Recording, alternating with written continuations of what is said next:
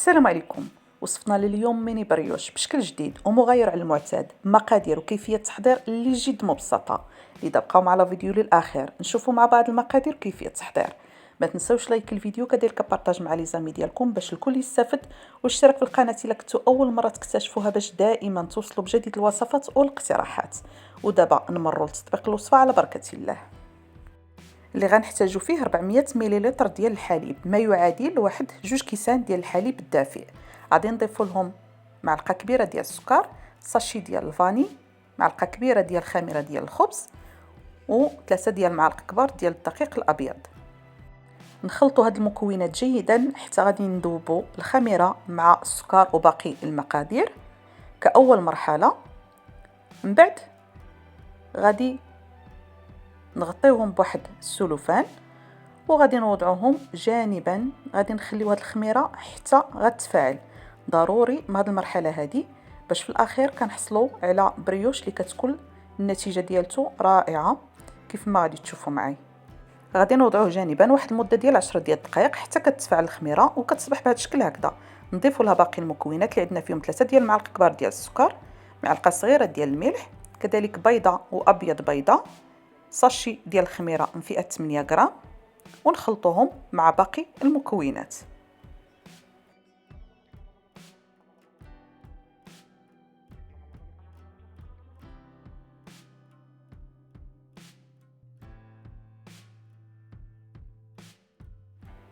وفي هذا الاثناء غادي نضيفوا الدقيق الابيض،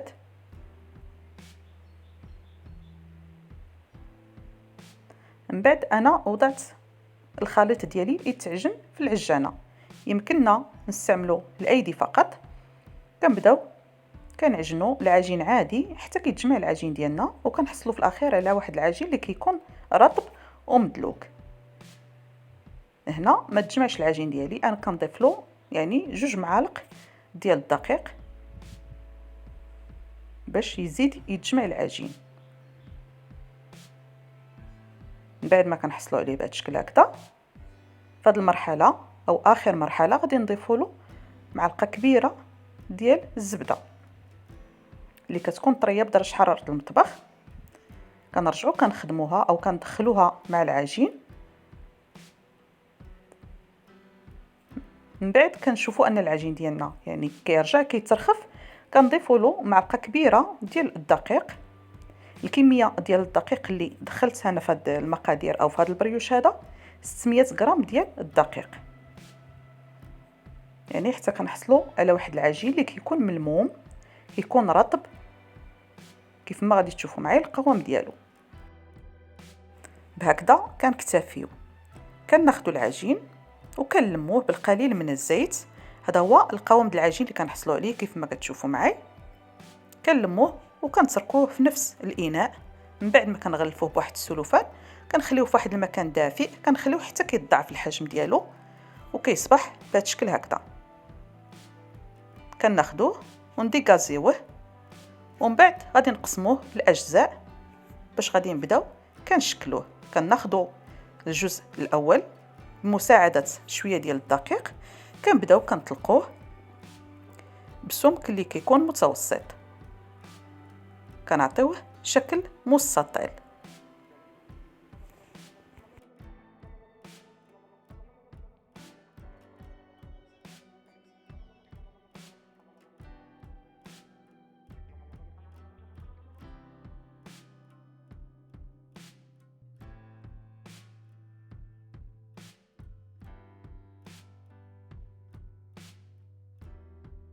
من بعد ما كنطلقوه بهذا الشكل هكذا غادي ناخذوا الزبده اللي كتكون على شكل بوماد، يعني كتكون بدرجه حراره المطبخ، وكنبداو كنوزعوها كطبقه رقيقه من فوق العجين. ضروري مع ان الزبده تكون يعني بدرجه حراره المطبخ، يعني كتكون طريه باش كتسهل علينا الخدمه ديالتها. كنوزعوها من كل الجهات بالطريقه هذه.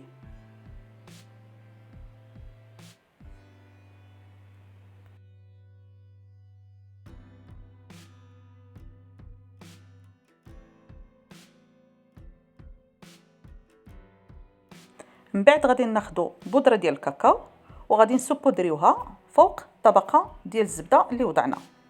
من الاحسن ناخذ هنايا الكاكاو اللي كيكون حلو وكتكون النوعيه ديالته جيده باش في الاخير كيعطينا واحد المذاق بالداخل ديال البريوش اللي كيكون رائع.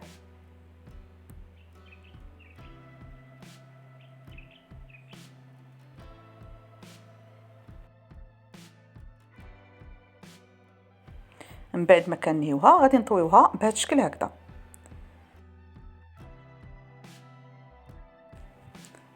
كنحاولوا نثبتوا العجين من الاطراف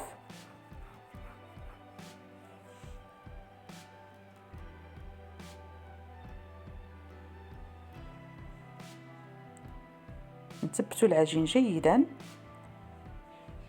بهذه الطريقه هذه.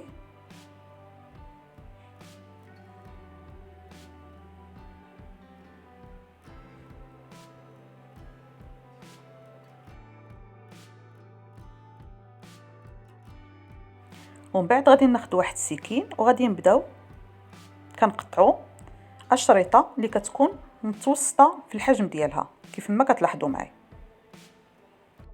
من بعد غادي ناخذ الشريط الاول وغادي نقطعوه ب3 ديال الاشرطه بلا ما كنوصلوا للراس كيف ما لاحظتوا معي.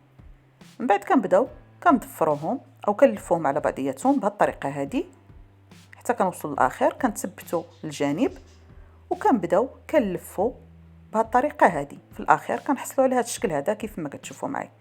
بنفس الطريقه كناخذوا الشريط ومن بعد كنقسموه 3 ديال الاشرطه اللي كتكون رقيقه بلا ما كنوصلوا للراس. ومن بعد كنبداو كنلفوهم على بعضياتهم بهذه الطريقه هذه. كنثبتوا الطرف الاخر بهذا الشكل هكذا ومن بعد كنبداو كنلفوا وفي الاخير كنحصلوا على هذا الشكل هكذا كيف ما كتشوفوا معي اللي بالفعل كيجي رائع. الشكل اللي كيجي في الاخير جميل ومغاير على المعتاد. وكنستمروا بنفس الطريقه حتى كنهيو الكميه ديال العجين اللي عندنا.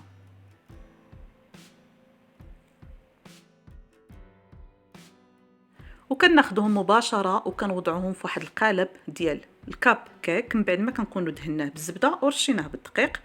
كنوضعوهم في واحد المكان دافئ كنخليهم حتى كيتضاعف الحجم ديالهم ومن بعد كندهنوهم باصفار بيضاء اللي كنكونوا خلطنا معاه بعض قطرات ديال القهوه او الحليب على حسب الرغبه وكندهنوهم من كل الجوانب بهذه الطريقه هذه.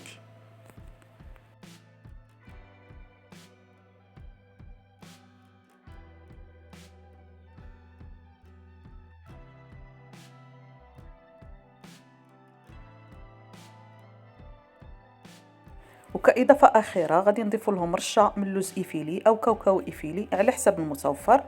ومن بعد غادي ندخلوهم للفرن اللي كنكونوا سخناه من قبل على درجة حرارة اللي كتكون مرتفعة. كندخلوهم كنخليهم حتى كيطيبوا وكيتحمروا من الوجه ديالهم. كنحصلوا عليهم بهذا الشكل هكذا. من بعد ما كنخرجوهم كنخليهم حتى كيبردوا ومن بعد كنسبودريوهم بسكر كلاص اللي كيزيد كيعطيهم جمالية أكثر.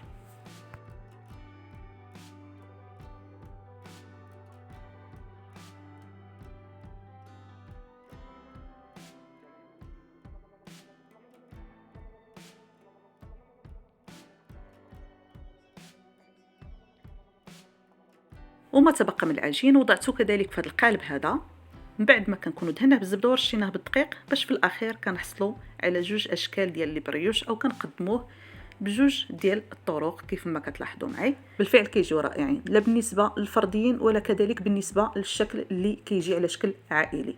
كيستحقوا التجربه. كذلك من الداخل ديالهم هانتوما كيف ما غادي تشوفوا معي كيجيو مفشفشين رطبين كيذوبوا في الفم. اقتراح هائل للفطور او الكوتي. كنتمنى ان شاء الله تجربوهم بهذه الطريقه هذه وتقدموهم لافراد العائله ديالتكم لانهم بالفعل كيستحقوا التجربه. انا ما بقى لي غير نخليكم على خير الى فيديو جديد ومختلف وفي امان الله وحفظه ودمتم في رعايه الرحمن.